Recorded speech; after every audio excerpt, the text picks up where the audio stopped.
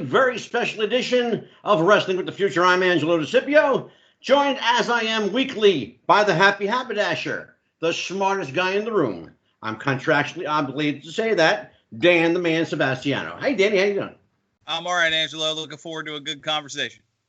Danny, I got a good report from Scott Casey. Scott said you held down the fort pretty good in my absence. Hey, you just point him in the direction, and he can tell you stories for hours. So that was pretty easy. Oh, man, Scott, God bless Cowboy Scott Casey. We need more of him. By the way, oh, yeah, go ahead, Dan. I was going to say, I hope our friend Karen wasn't listening, though. Cowboy had some words to say about Wahoo.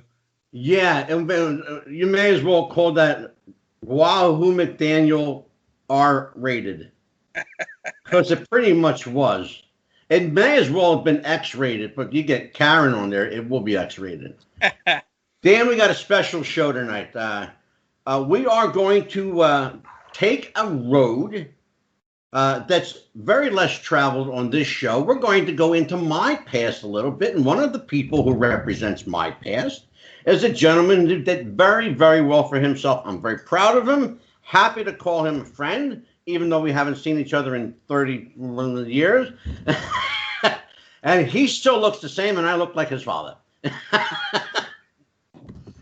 This is Jim Fyfe, and let me tell you a little bit about him, Dan. He is widely regarded as an actor, writer, TV host, theater director, acting and presentation coach, and he hails from the great Mecca of Haddonfield, New Jersey. Nice. That's true. That's all true. Yeah, so far. Most. Outside of his acting work, his additional works have included the Rockland Country Day School in Congers, New York, where he began in 2003, I believe. He started there as a history teacher before becoming the school's administrative director, later as headmaster, its upper division head, and then finally the operations administration, while continuing to teach history. In 2015, he began work alongside television host, Stan's favorite guy, Stephen Colbert, as a producer for The Late Show with Stephen Colbert. And although no longer an active actor, his past and vast credits include Tanner 88, Young Indiana Jones, The Frighteners with Michael J. Fox, Ghostbusters 2, where he played Scolari Brother Number 1, represented by me, Teen Knight Rider, Honey, I Shrunk the Kids, the TV series, the redo of Dark Shadows, where he played Willie Loomis, and very convincingly, by the way. We're going to talk about that a little bit, too. Just a little, because I know you don't want to talk about acting. We'll get on to it. And then my favorite of all Jim Fyfe's credits, because I really liked how they did stuff, was called Buy Me That, a kid's guide to TV advertising. With that, ladies and gentlemen, welcome my old friend, longtime friend of mine. God, I haven't seen him in eons, 35 years probably, Mr. Jim Fyfe. Jim, welcome. Hi, everybody. Dan, Angelo, great to see you again. Hi, everybody. Well, I'll tell you what, brother. I called you the Renaissance man on this amazing graphic behind me. You are truly a guy who has redefined himself, reinvented himself. And while a lot of people, Jim, may have given their left testicle or right leg to be an actor, you're a guy who said, you know what? That's enough. Let's get grounded again. And boy, that's absolutely true. That's absolutely true. And I think you're the only person that's ever really just put it that way, and that's absolutely what it was. It was just, I had a great ride. A part of that, Jim, comes from knowing the essence of who you are. A person can change a lot of things over time. The one thing they don't really change is the core of who they are. Yeah. And because you're a Jersey guy, you're naturally grounded anyway. Thank you. I hope so. Yeah. Dan, we're both going to bitch slap you, okay? Why I was born there, too. And what the hell happened to you, Dan? Wow. So let's talk about this journey. Brother, you have had an amazing journey. I should point out that almost immediately after your graduation, you got work. Yeah. And pretty much, I mean, you went to college for theater. Right. I actually, you don't know this, but I actually saw a couple of your college productions.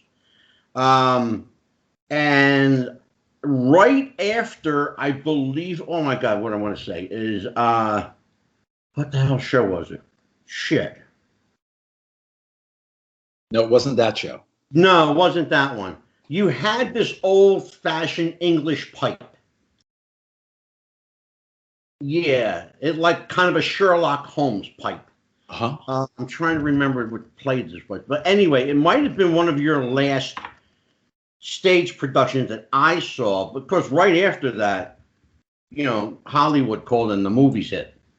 So, you know, everybody in school knew that you were going to be an actor. You made no bones about it. You wanted to be an actor. You Right. never. It's funny though, because you never said you wanted to be a star. You always said, "I want to be an actor," along with our friend John Kendall. Angelo, you're killing it tonight with the insights. This is I should be writing this stuff down, and this is that's absolutely true. Yeah, I just wanted to be an actor because I really enjoyed it. And you're absolutely, once again, you have put your finger directly on the truth. So, what was it about acting that was so appealing to you, other than it's a great way to make money and not have to work a regular job? Yeah, those two things. The third thing is was a great way to meet girls, which is like it really definitely a big part of it.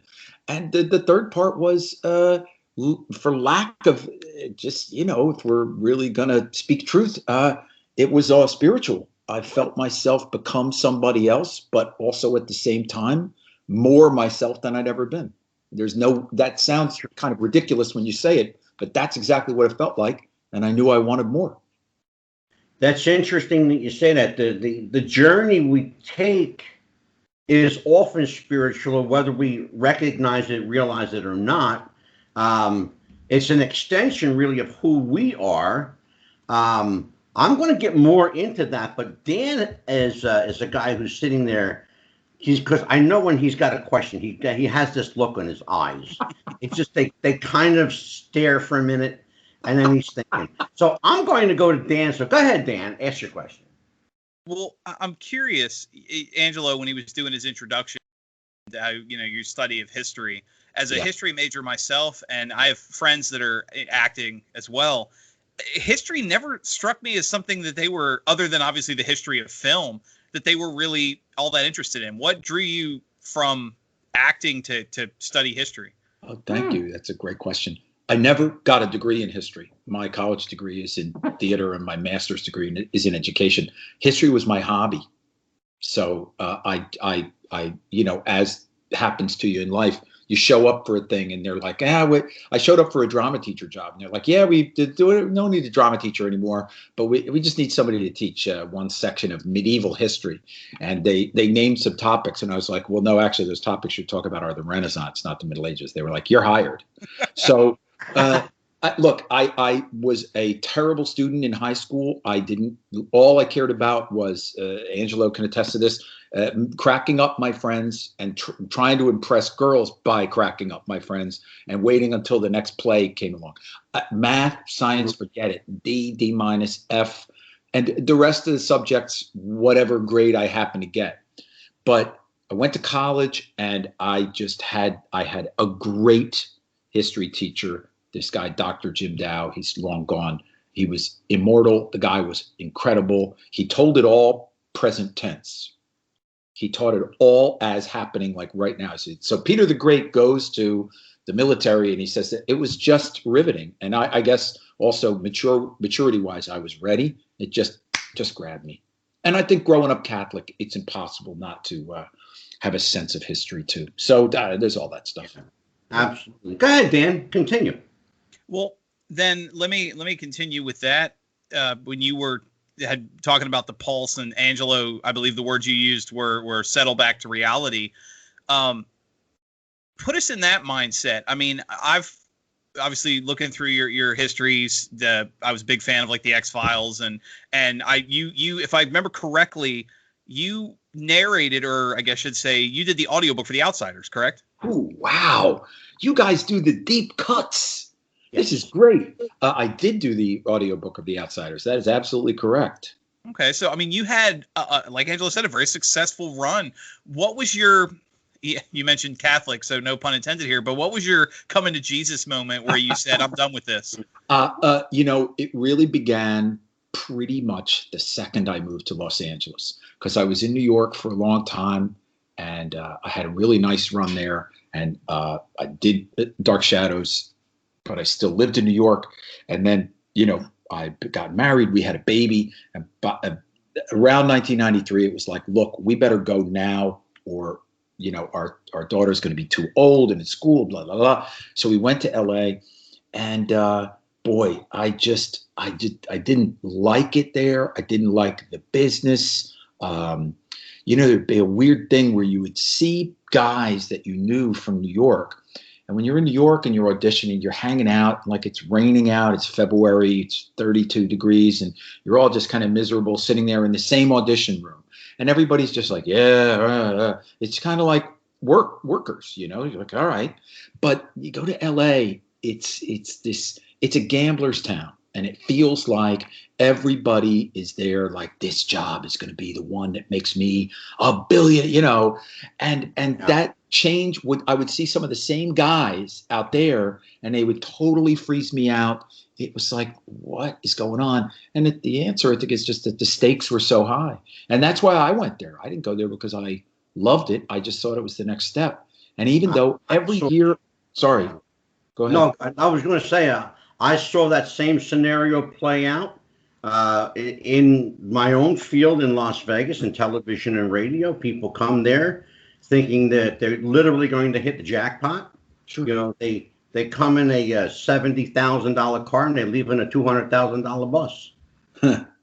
It's a remarkable thing. In the interest of full disclosure, you and I have a mutual friend who followed you out to Los Angeles, who got an awakening quickly and came right back to the East Coast. Our friend Mr. Kendall.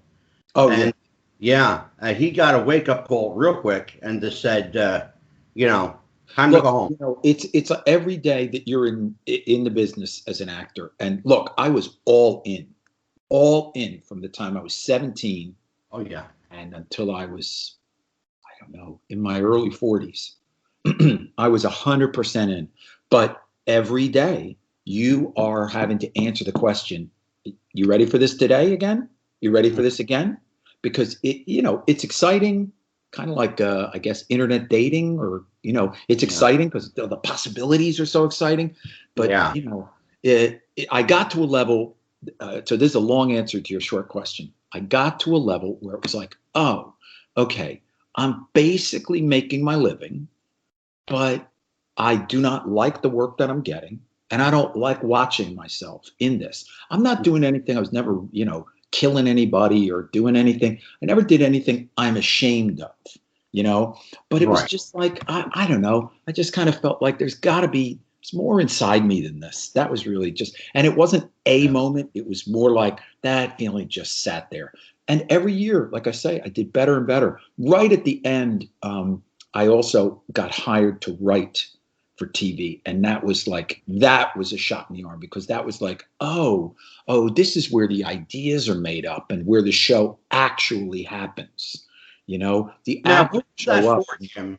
Sorry? Who was that for? That was for a talk show with Ken on the Oxygen Network, which was a really small network at that time. Yeah. Absolutely, sure. Yeah, so I would write an opening monologue for her for every episode, and nobody saw it, which was great, because she was actually like still a pretty big star, but I could kind of cut my teeth on writing for somebody pretty well known, and it wasn't like the Tonight Show or something. It wasn't a huge thing, sure. So it was great. She was great. It was a fantastic experience. So I thought, oh, this is what I'm going to do now, and then. A bunch of other stuff happened, but it did. You have an incredible body of work behind you, and good work. It's not shoddy stuff. This is good stuff you've done. But there's a lot of it, which means that you had a lot of doors slammed in your face. Oh, yeah. You had a lot of rejections. You went to get that much work. If that's the tip of the iceberg, then the work that you had to put into auditions and cold calls and all the rest of that goes on in Hollywood, that must have been just exhausting. Yeah. So talk to me about the process of making money in Hollywood when you're when you're eating macaroni out of a can. Well, by the time I got there, I had done like a bunch of stuff on the East Coast, theater, TV, and even some films. So I had done some stuff. So, I wasn't starting from absolute zero, but I don't think I worked for the first, 8 months that I was out there. Yeah. But, this was my job. This was what I did. And also I had a wife and a child. And it's like, dude, you got to get out there and do this. Like, you can't be like, and also really, I don't think there was a Thanksgiving or a Christmas in the 8 years that I lived there where I was not putting on my tux to go out and cater. I just had to do it. My wife went back to graduate school, and it was just like the bills have to get paid. It's just like you got to do it. So it's people pressure. don't understand that. Yeah, Jim. People don't understand that. They see films, with the struggling actor, waiting tables in the restaurant. That's for real. That's real stuff. Sure, that actually happens. Yeah. Dan, go ahead, pick up on that. Well, to kind of cycle back to one of the points you were making. Angelo mentioned that before the show, we always end up working at least one comment about wrestling into everything we do. In the wrestling world, there's a term called fantasy booking, where people often look at a product and say, well, I would have had this match or this person. So I'm curious, since we're looking on it in the past, especially as a man of history, if you could fantasy book for me, is there a part, a role, or something that if you had gotten, you would have stayed? Sure. I was down to the final 10 for Saturday Night Live in 1985. I would have taken that job. Back up there, brother, wow. Man. Okay, I don't know this story. And I did some pretty good research on you. I don't know this one. I can tell you, what I did was in the early 80s, I got out of college. I did start working a little bit, but it was all like low non-union theater mostly, but I was just to work, just to go, just to be there and doing it. And I was temping and stuff like that. So, I just began to, people would say, that funny thing that you did or that character that you did. So I just started putting it together. And at one point I just put it all together and I invited a bunch of people. I said, I'm going to do this thing. I don't know how long it is. And I don't know if it's any good, but I'm just going to do it because I want to do it for supportive people. So I did this thing and it turned out to be like an hour and a half of material talking about my family and just stupid stuff and characters and stuff. So I kind of had this whole thing. This was in the early 80s when like the stand-up boom was happening, the skinny tie, blazer pushed up, against a brick wall, standing against a brick wall thing. So I was like, I'm just going to go do stand-up, because that's what I guess this stuff is that I put together. So I cut out like a few minutes and went and auditioned a couple of clubs, and I started working a little bit. And that was right at the time that I started getting actually paid like theater work. So I was an understudy in a Broadway show, and then I could go do comedy sets at like 11 at night. And so I had some material that I had worked out like in clubs and kind of road tested it before live paying mostly drunk audiences, which is the best way. Absolutely. You really are scoring. So I went and did that. For that. I got an agent from this show, and then like Saturday Night Live was casting and Lorne Michaels was coming back, and I was like, can you get me in? So they got me in, and this is the truth. I auditioned for Al Franken in his office with his then partner Tom Davis, and they were coming. And I did my absolute gold material, like the set closer thing. And it was a sweet experience where, you know, there's a lot of, like you said, Angela, there's a lot of no, door slammed in your face and, you know, all kinds of stuff. But like when you see it flip over from no to yes, right in the room because you did something, that is a heady brew. Oh, absolutely. We should tell people that Al Franken and Tom Davis, in case you recognize the name Al Franken, that's Senator Al Franken, former senator now, Al Franken. Franken and Davis was a comedy team, and they worked together for a long time on Saturday Night Live and in television and film. And it's interesting that Al Franken, of all people, is the guy that you had to do your audition for. It's really a producer. He was kind of moving up from being one of the writers to being a producer. So yeah, anyway, so that was like a whole series of, you know, call back. And then in the end, my agent said to me, listen, here's what's going on. This is the final 10. You got to go in 3 times over the next 3 days. They want to hire Anthony Michael Hall for the show. But he wants a boatload of money, and he wants his friend on the show, and he wants this, and he wants that. So they're like, it's either him or you. And I was like, okay. So I go to the final audition, and I walk in the door, and I bump into somebody physically, and it's Anthony Michael Hall. And he's talking about how he's going to be on the show to this girl. And I just thought, well, what the fuck am I doing here?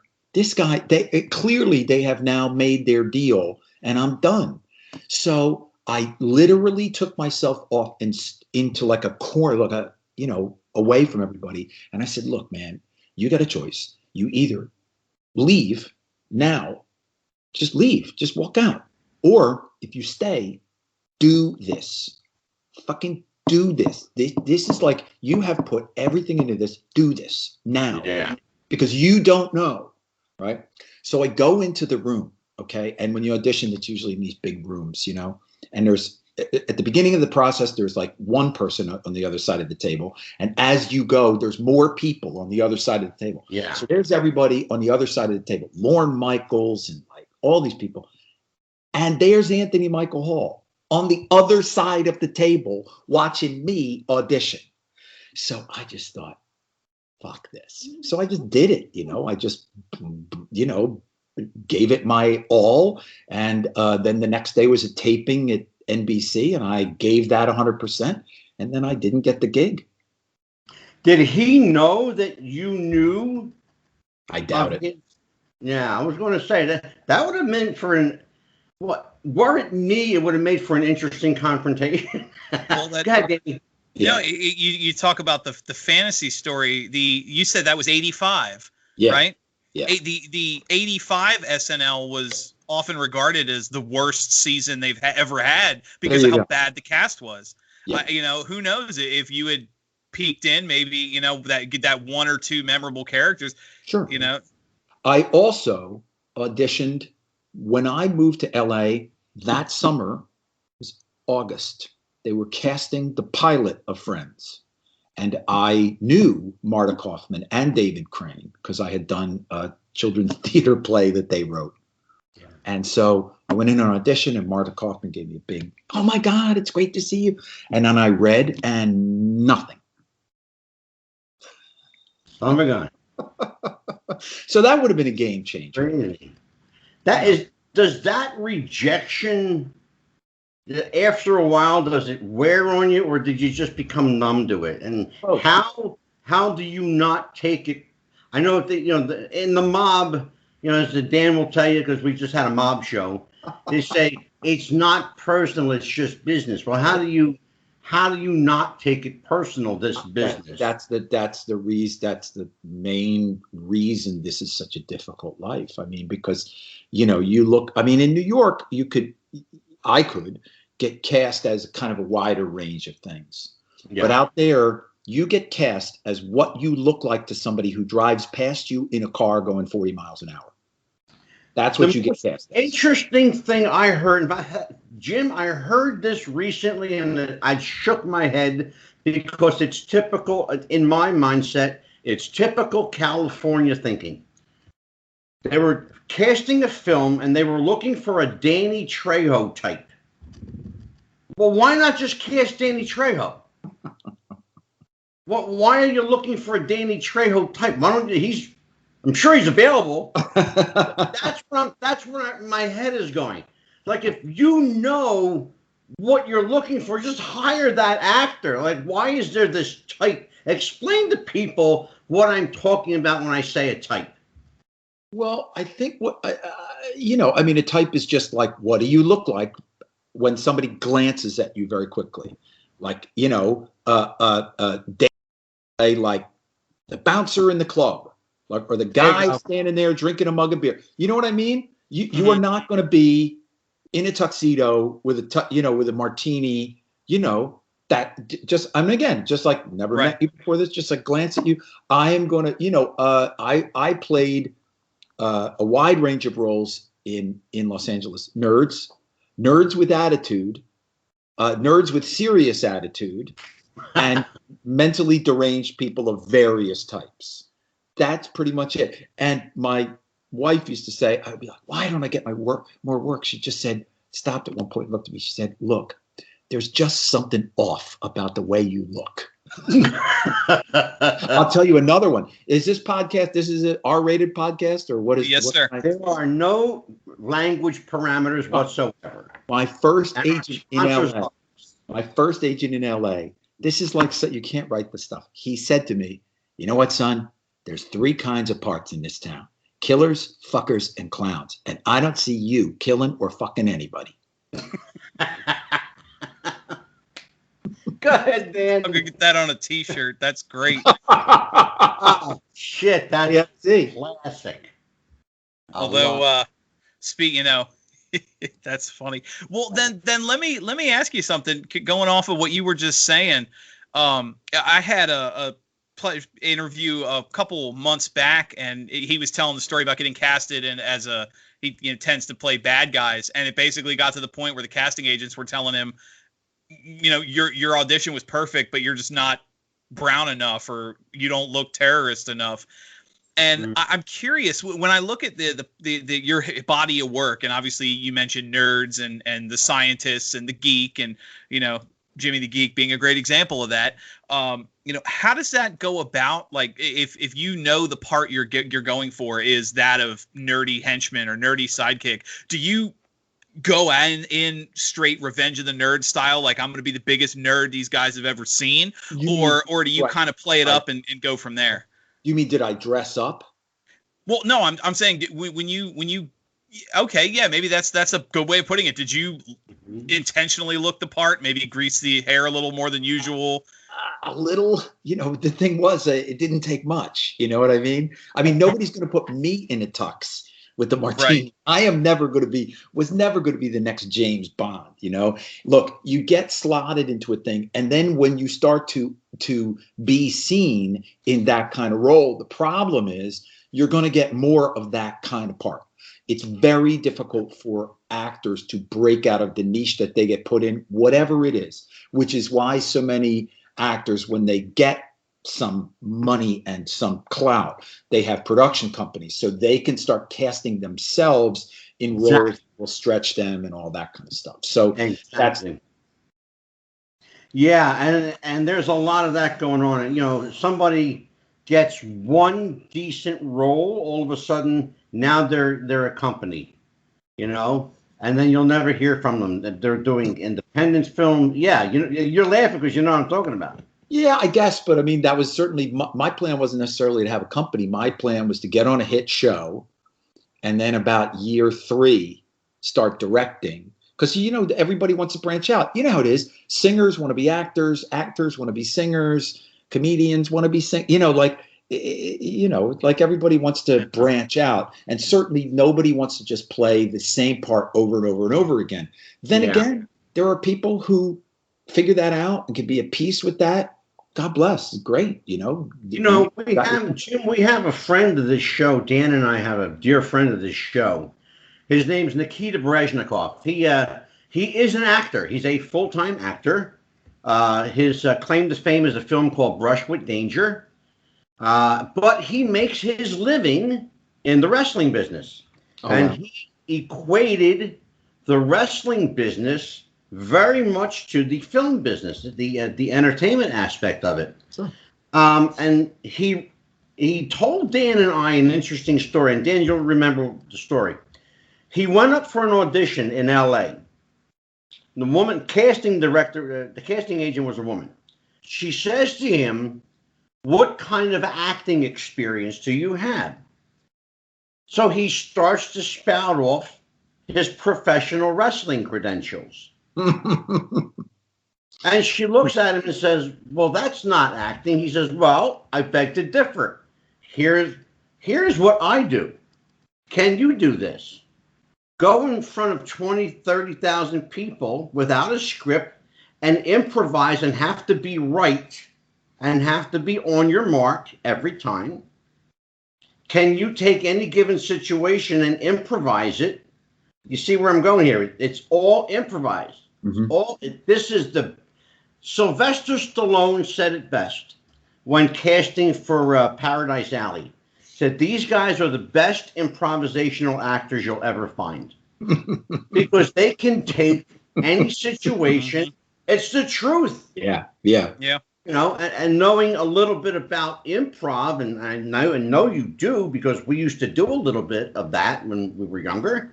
Sure. My parents, by the way, still talk about you and John Kendall coming over to the house with those guitars, playing these Mexican, whomever. You ever know what I'm talking about? You know what you're talking about. Yeah. Oh my God. And my father is 80 and my mother's 85, and they still remember that night. Wow. Suffice it to say, it was a very festive Christmas that year. Tell them I say hello. I sure will. I absolutely will. So let's talk. There's one of your credentials I mentioned, and I want to find out what this is. A presentation coach. What does a presentation coach do? Okay, well, what does a presentation coach do? Another thing that I fell into, a young woman who was a former student of mine, was a babysitter for a woman named Susan Cain, who had been an attorney on Wall Street, but then quit that to write. And she had written a book, and she was going to go give this TED Talk in Vancouver, 5,000 people or something like that. And the thing is, her book is about being an introvert. Yeah. So it's, this was really a challenging thing for her. So she was in a panic, and she said to my former student, Eliza, who was her babysitter, "I don't know what to do. I need somebody to help me put this thing together. I'm panicking. I got 2 weeks. And do you know anybody?" And she gave her my number. So I started working with Susan, and her TED Talk has been viewed, I don't know, 20 million times or something like that. It's, and her book became a big hit. So this became like a little side hustle for me. I've been teaching full time since about 2003, but then this fell into my lap. And Susan is one of these people who's like constantly referring people to me. Like, sure, I didn't have to do anything. So, I did that for a few years. And then about 4 or 5 years ago, I got a website and started to go, well, what happens if I push this, And so, I have a website, jimfyfe.com. You can check it out. And I've coached people for TED Talks, presentations, etc. And the thing is that it's just that in our time, if you're going to give a speech, it's not going to generally be like behind a podium with notes, You're expected, like the TED thing is, you got a little, mic dangling by the side of your face, and you're going to have to move through space and make a point and connect with an audience. So, there's the writing aspect of it, but there's also, it is, again, like acting and like wrestling, it is a performance of a kind. And so you got to start to develop those things. So that's what I do. And I do various forms of it, whatever the client needs, just helping people to connect with an audience with their ideas. It's interesting, when you hear the term presentation coach, you would think to yourself, I would put it this way, I would think to myself, well, if I'm confident enough to stand in front of people and just speak from the heart, why isn't that effective enough? But there's a dynamic that, for example, like what you mentioned, TED Talks. I love the TED Talks, by the way. There's a dynamic that exists in that a lot of the time the people that you're speaking before are jaded, cynical, of alternative belief systems, and trying to reach them on that mutual ground is sometimes very difficult. That's why comedy works at TED Talks, Sure. because everybody can relate to laughter. Sure. Mm-hmm. You know, go ahead, Dan. Well, then going off of that, what you were talking about with the presentation and the demeanor and all, you have to obviously have an eye, not just for what they're going to do, but the person. I mean, tips you would have given her would be different than, say, the tips you would give me. So how put us in that mindset. Someone comes to you and says, I need help. I'm going to make a speech, a presentation, whatever. Do they have to audition for you in a sense of like, show me what you got so that I know where we're starting? How does that process work? Their audition is they call me and they have cash. That's the audition. You're in. Man's honest. Yeah, really. I mean, look, it's a side business for me. I've turned some people away, but I've turned them away because I don't feel like I can help them. You know, and really, all I'm there. Jim, go back for just a second. I want to explore that. Sure. Explore that. To turn somebody away because you don't think that you can help them, is that based on your lack of confidence in your ability or their lack of teachability? Neither. I'm actually pretty confident. You know, I try not to. I don't want to be like a blowhard guy or whatever. But I wouldn't be doing this if I didn't feel like I have something to offer. Oh, sure, absolutely. But no, I turn people away. Like if somebody comes to me and it's like, I have stage fright and I can't even get up and speak, you know, in front of two people or say my name and like I can't really do that because, you know, just the way I structure my costs, I don't, you know, it's not a course. It's I'm really helping you. It's my motto on my website. You have something to say. I'm here to help you say it. So it's somebody who's coming to me who's already like, I want to communicate this. I'm not there to necessarily help people get over stage fright. So that's the number one thing that people call me about, where I go, you know, go to Toastmasters, because that's really more about get aversion therapy to get you through that. I'm more like a coach, which is like, you got to be ready. You got to really want to say what you have to say. It's very interesting what we're talking about this, because again, this show, you know, to tie into wrestling, this show has a dear friend named Sal Carenti, who was just on, in fact. Sal actually books speakers for events, and not just wrestling events. You know, he's got a number of Major League Baseball players, football. He handles sports. But the biggest, and for me, and sometimes I just laugh because sports guys, let's be honest, they're sometimes they're not the most articulate people. Interestingly enough, Jim, you'll find this funny. The wrestling community is quite articulate. I'm not even kidding. It's a very articulate community. But when I listen to a football player give a speech or try to give a motivational, I cringe, and sometimes I just got to go, like, you know, do one of these. You know, go ahead, Dan. You know what I'm talking about too. Oh yeah, no.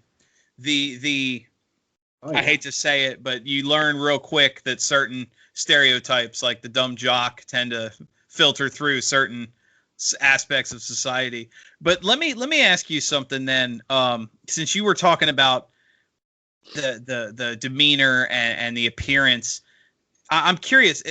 Angelo was talking, got me thinking. We've had a lot of people on the show, and some of them have had great stories about helping other people's careers.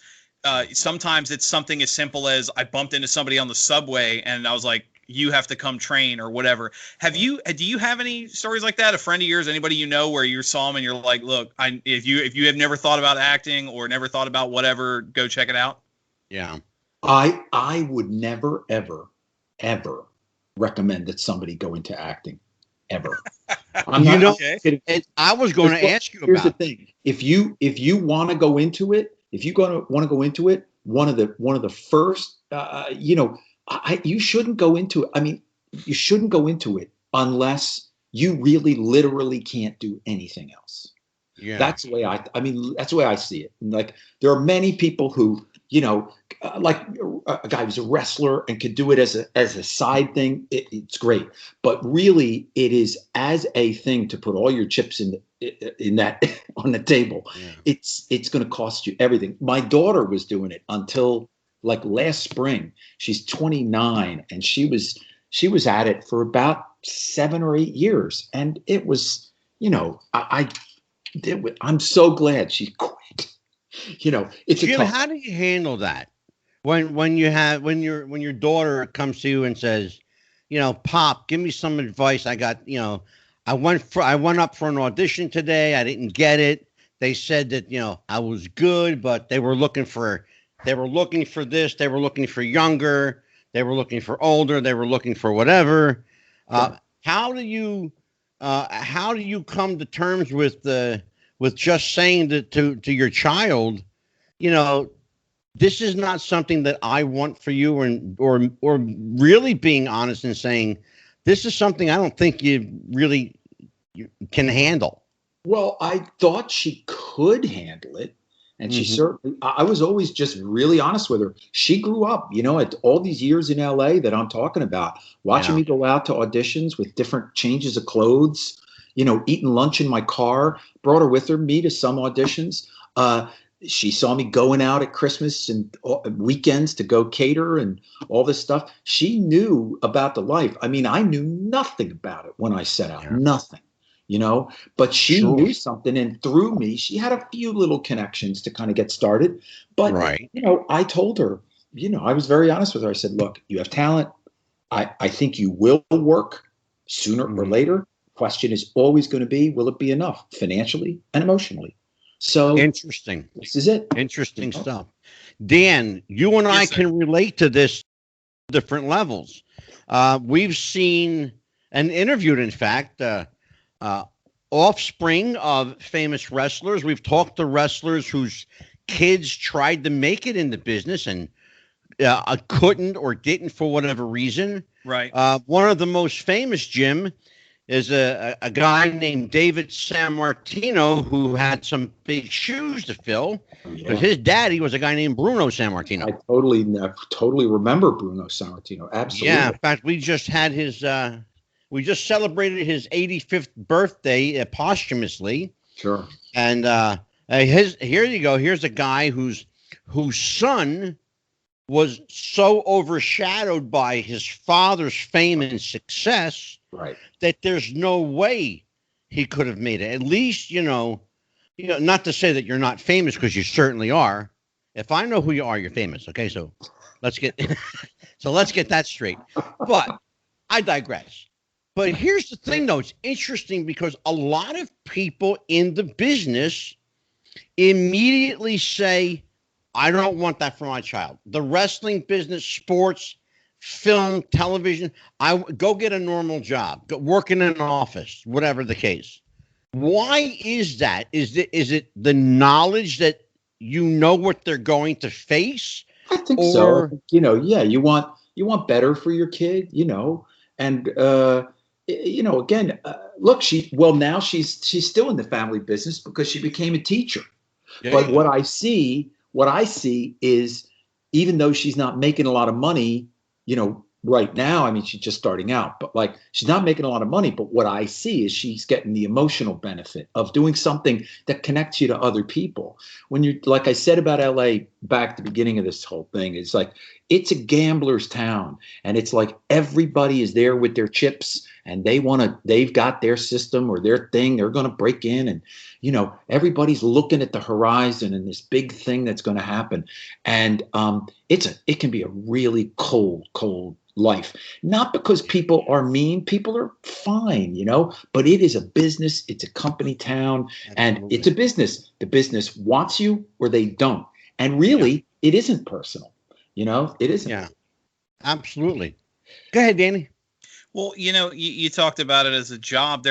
Teaching is probably one of the greater examples. There's professions where money is never the driving force. There's always some kind of motive or a push for something greater, be it teaching, be it, people who go into the medical field, veterinarians especially.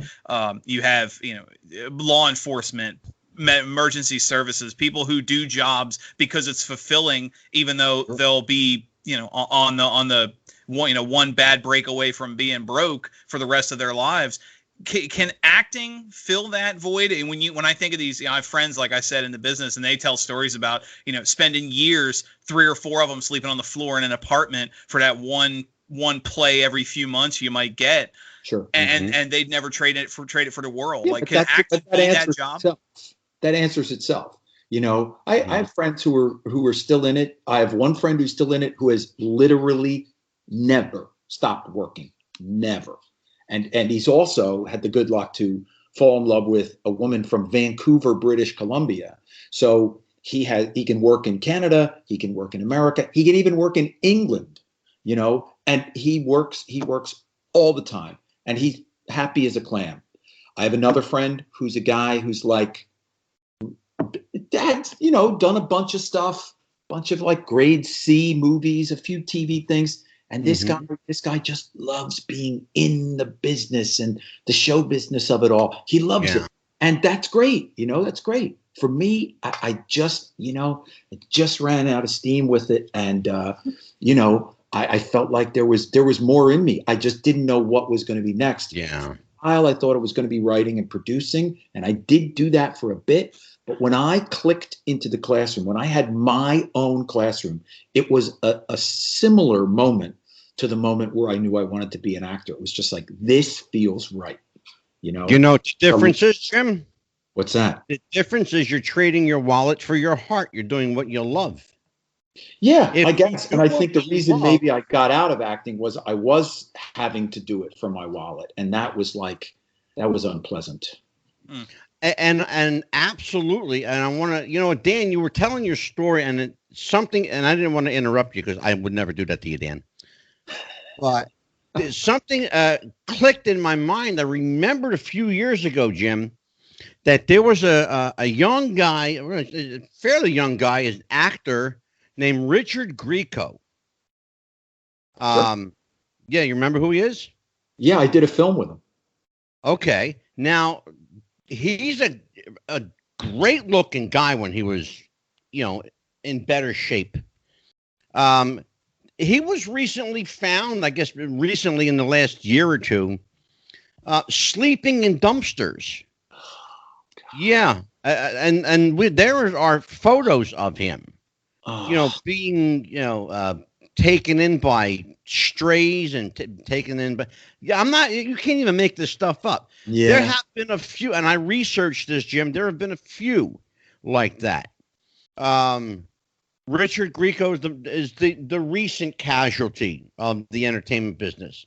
But a lot like wrestling, when they're done with you, they throw you out. You're a flavor of the week for a while, maybe your flavor of the month. But it's also like, look, you're still a person, and who knows what his family history is of depression or chemical stuff. Like I said, I did a film with him in Bulgaria, a sci-fi channel thing, and super nice guy, gentle, quiet guy, just a really great guy. We didn't hang out, a lot. I guess I was there 2 weeks, 3 weeks, something like that.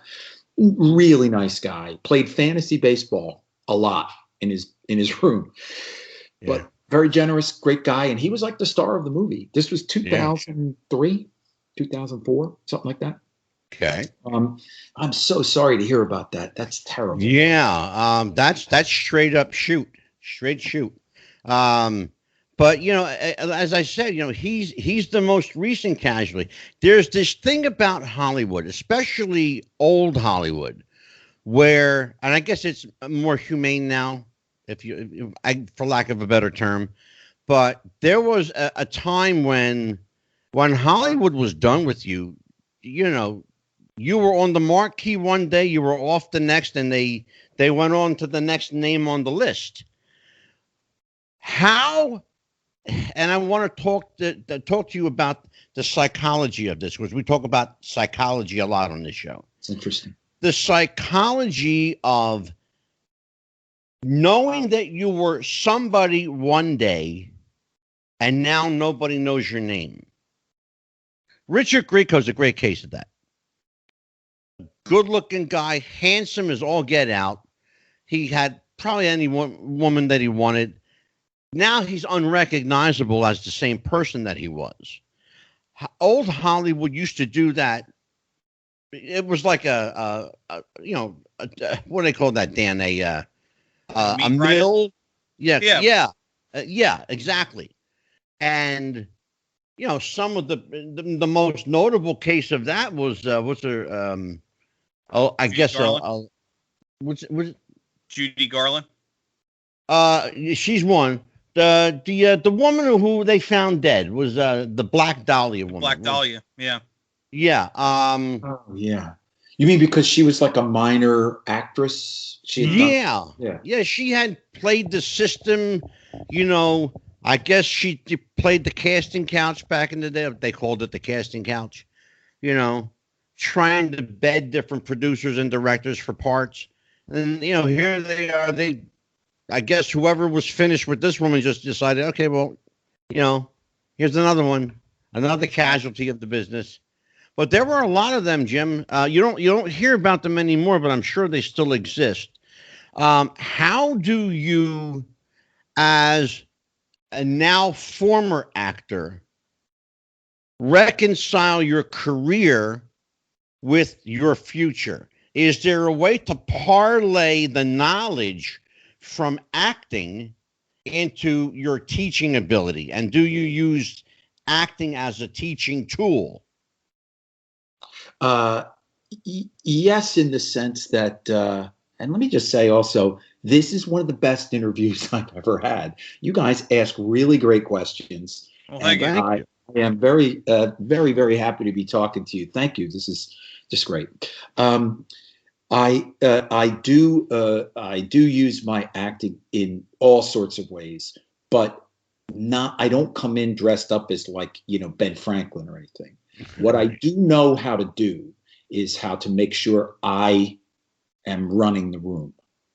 And I also know how to watch eyes.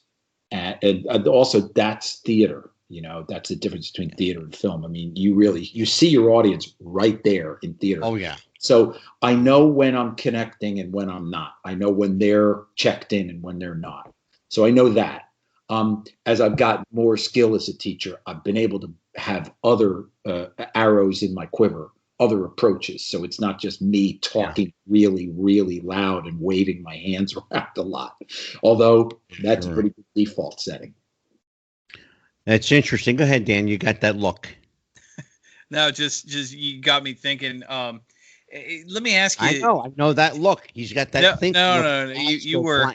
Jimmy, you have to watch his face. His eyes just go blank. Go ahead, Dan. You were. Well, it's being the smartest guy in any room you walk into is a curse. So sometimes you got to handle it. I feel for you, Dan. I do. There's been a lot of stories in recent years about the shift in education. One social media post going around and talks about like ranking the worst people ever, and one of the people on the list is helicopter parents from a teacher's perspective.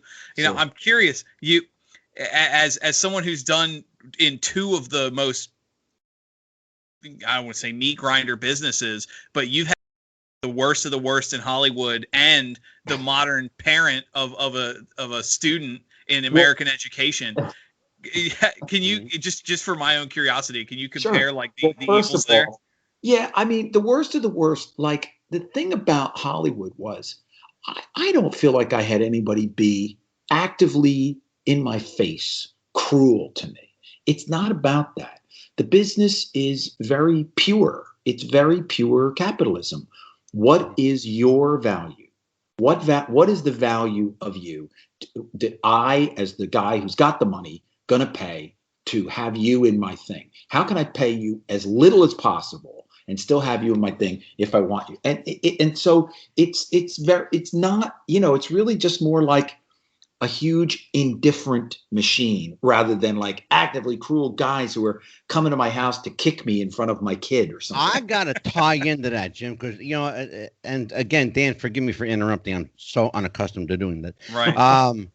But you said something interesting. What is your value of you? Right. That's interesting because my question would have been, what is their value of you? Well, sure, that's what you're subject to. But I think for people in anywhere in the world, if you don't have a bedrock sense of yourself, a center, then you are going to end up, in bad circumstances when external things don't go right for you, Absolutely. And that said, I think, none of us is far away from that ever, because we can all have bad times. Anyway, so to deal with the helicopter parent thing, it's like, again, I think the acting training comes in because as an actor, the thing you have to do is be somebody else. So you have to imagine what it's like to be somebody else. And the trick is always, everybody is the good guy in the movie they are in. Even the parent who's the helicopter parent coming in to get in your face is in a movie about a heroic parent who's in a system where they don't understand my kid. So they are acting that role. That's what they are doing. And they're coming from love. They're coming from fear. And if you can understand that and not just be reacting to it, you can then respond to it, and begin to get it to a conversation. So generally, again, I think there's a lot of good things that acting training can teach you, if you're attentive to it. Nice. Go ahead, Dan. I will allow you another question since I technically interrupted you. Go ahead. I think this is the least wrestling interview you guys have ever done. It's got to be, right? I mean, well, no, we actually did. It's funny you should say that because I'm going to divert the conversation for just a moment, Daniel. Of course. We did we actually, we're having him back this week, by the way. We actually had, Jim, and you'll really appreciate this. We had a guy on the show named, and he's coming back Thursday night, named Stephen Plim.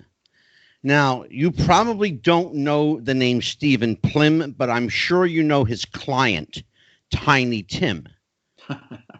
Stephen Plim was the manager of Tiptoe Through the Tulips, Tiny Tim, and has handled a number of Hollywood actors and actresses. He is a dear friend of mine. He's making his, third appearance, Dan? Fourth? Where are we at? 3 or 4 with Steve? Yes. Yes, what? 3 or 4? Nice. Probably 4 at this point, but he'll probably be back. Anyway, he's an interesting cat because this guy is the quintessential, and tell me if I'm BSing, Dan, he is the quintessential Hollywood agent, manager. He's got the quick gift of gab. He's got the stories. He's got the let's do lunch, baby. My people will call your people. That's how he talks. Wow. That's him for real. Wow. Dan, tell me if I'm BSing, my friend here. No, if you were to, you say you can't write that. If you were to cast or write a script for a stereotypical agent, that's exactly what I would picture. Wow. That's Stephen Plim. Wow. We had him on, Jim, because he wrote a book called Tiny Tim and Mr. Plim, where he cataloged Tiny Tim's exploits with women, with the entertainment business. Why would a guy like Tiny Tim, I want your put your showbiz mind on for a minute. Why would a guy like Tiny Tim, who has really no foreseeable or visible appeal, look at that, he's a big guy, 6'4", 6'5", overweight, long, greasy, curly hair, a nose that looks like bigger than mine, and that takes some doing. You know, a guy like this who, on the surface, you would say, what does he have to offer? How does a guy like that make it? Is it the freak factor? Is it the curiosity factor? Or is there some genuine likability to the misfits in entertainment? And then I'm going to give you a couple other examples. I get what you mean. There's always people around where you're like, why is that person famous? Yeah, I don't know. That's exactly what if I'm saying. I knew, I would be Ernest Plim. Exactly. Go ahead, Daniel. Well, then, keeping with that, as we wind down, then let me ask you this out of curiosity. We ain't winding anything down till I say we wind it down, brother. I'm the host of the show. I'm until breakfast. I'm the one that pays the bills here. Speaking of paying the bills, go ahead, ask your question, then do a message from our sponsor. Of course. So yes. Then, sticking with that, when you talked about sometimes you look at people from an acting standpoint with your history, have you ever worked with anybody or seen somebody where you just can't fathom for any experience you've had how they made it? Oh, you mean somebody I've worked with directly where I'm like, how is this person even here? Right? Yeah. Huh. Honestly, nobody comes to mind. And we do live in a litigious country, so I don't want to get sued, even if I can remember somebody.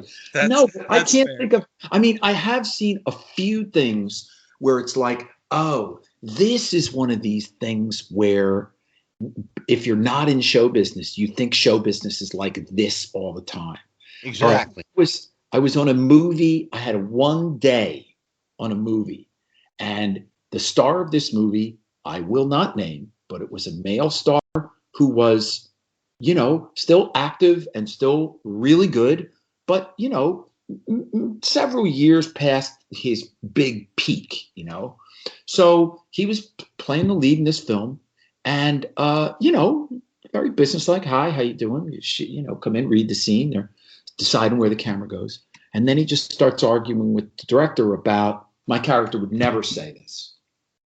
And the director's like, oh. So it escalates and escalates, and we they're screaming at each other, and it's like, whoa, wow, this is like the scenes from All About Eve. That, like, again, you're not in show business, Yes. You think it's like this all the time, and I had never seen anything like this. So it was a throwdown, and they hustled the rest of the actors out. They're like, yeah, let's go wait over here, guys. So it's like 3 hours later, we shot the rest of the scene with over the shoulder of his body double, because the guy basically quit the scene. Wow. So, wow, that was a real like Star Trip like classic thing. Pretty amazing. Wow. Good, Daniel. You hear interviews from time to time with certain people who, again, we're not naming any names, but, and 3, 4, 5 different people will come forward. Oh, this guy did this or this guy did that. And it's like, sometimes you hear it and you go, yeah, okay, I believe that. And sometimes it's really surprising. My old line of work, it put me, before all this COVID stuff, put me in involvement in a lot of conventions with, being liaisons and all. And you meet celebrities at conventions. I know conventions can be stressful, but some people are down to earth and you get it. And some people are just flaming assholes. And it's like, okay, that caught me off guard. I would never have guessed that guy's the douche, Yeah. Well, and the thing is, and maybe this touches on the Tiny Tim thing. It's like, the business, sometimes there are people in show business because it's like they literally can't do anything else, like I said, but it's like don't actually have like a real talent. They have maybe a look, a definite look, and they luck into something. Luck, like gambling or anything else, it's a huge part of it. It's luck, something happens, somebody says yes, and then other things happen, or they say no, and other things don't happen. So, Wow. Daniel, how about a word from our sponsor at this point in the show? Of course. We talked a lot. You said you were talking about taking care of students, taking care of the business in Hollywood. Well, the key to Hollywood, you said you have a look. And if you're going to have a look, there's certain things you gotta have that are just right. And one of those being couple of guys, you got to feel comfortable in your own skin, your own pants, and you can with our friends and our sponsor at manscaped.com. Manscaped.com is the world's leading producer of manscaping products. Currently, their big package deal, the Lawnmower 3.0, which is the best trimmer out there. I use it. I'll vouch for it myself. It comes in a combo package with a deodorant, revitalizing spray, a leather handbag. So you get all that. You can use promo code WrestlingFuture for 20% off. Christmas is coming up, so you got a lot of opportunity there. Manscaped.com and Wrestling Future for 20% off. That's Manscaped.com. Your balls will thank you. And so will we. They love us, Jim. Our sponsors love us. That's fantastic. Yes. They let us do whatever we want. Apparently. Yes. With no language parameters. Love it. That's fucking awesome. Yeah. Right. So, Daniel, my Yes, dear sir. friend, my cohort, my co-host, have you learned anything from the seasoned veteran of the stage and screen tonight? Oh, without question. I mean, I hope that I was productive in some of the discussion of your past, especially the history side. Always, I mean, me being a history major myself. You just said something, and I'm going to go there because I thought for sure, young Squire, that you were going to expound upon the history aspect of this, but you didn't go. You only barely went there, and I was utterly disappointed. Oh, Well, I was just a little left flat, but well, we were kind of I'll in the give you a moment. chance to make it because I'm going to invite Jim back on the show. Well, there you go. I mean, I figured we were kind of in the moment, and I think talking past B1. Well, what I mean is talking past career. The conversation really didn't steer towards the history side of it. And being a history guy yourself, Jim, you know that there's always that one guy that tries to shoehorn the discussion of history into every conversation. I am that guy. Yeah, me too. And that sometimes you get the understanding when that's I unwelcome. was going to say that's Dan. I'm surprised you didn't do that. I gave you a wide open gap to jump in. And you kind of took a fart on the whole thing, man. Well, I mean, I wanted to his interest in history, but it was bring you a star. Look at this. I bring you a man with credits. Well, he was, Angelo, if I might, it's understandable. Like millions of people and many, many, many women, Dan is just like, distracted by my charisma. There you go. It's right. There you go. Well, I'll tell you what, I am going to invite you back. I definitely think this is worth exploring a part 2. I'll tell you what, man, that was a fast hour. Holy crap. Yeah. That was a fast hour. Yes, sir. We are going to bring Jim Fyfe back. I will get with Jim either after the show or tomorrow. And Jim, you and I will discuss your best nights to come back. And I want to explore. I'll tell you what I want to do. I want to do the next show with Jim and Dan. We're going to do this. Okay. We're going to talk about. Oh, this is a good subject. I want to talk about the history, the psychology of the entertainment business. That's a whole show right there. The psychology of the film and entertainment business. Dan and I have had hours upon hours of conversation about the psychology of wrestling, because that's very much paramount into individual matches. But when your business is a psychology-oriented business in that it is designed to evoke emotions, and that's what film and television, even stage plays, that's what they're designed to do. Make you laugh, make you cry, make you think, make you respond in some way. It's the theater of the mind. And I think there's a lot more there to explore than we've explored tonight. And I'd love to have you come back and then in episode 3, we'll get into history, Dan. Right. We can do that because we're bringing Stephen Plym back for number 4. Fantastic. Okay. Well, this is great. The questions have been great. Angela, it's been great seeing you and talking with you guys. Dan, your questions are as thoughtful and impressive as are your mutton chops. Well, there you go. Told him this guy's going to give Wolverine a run for his money, brother. Yeah, brother. Yeah. On behalf of Dan the Man Sebastiano, on behalf of JimFyfe.com, you can find all your Fyfe needs, everything for Fyfe.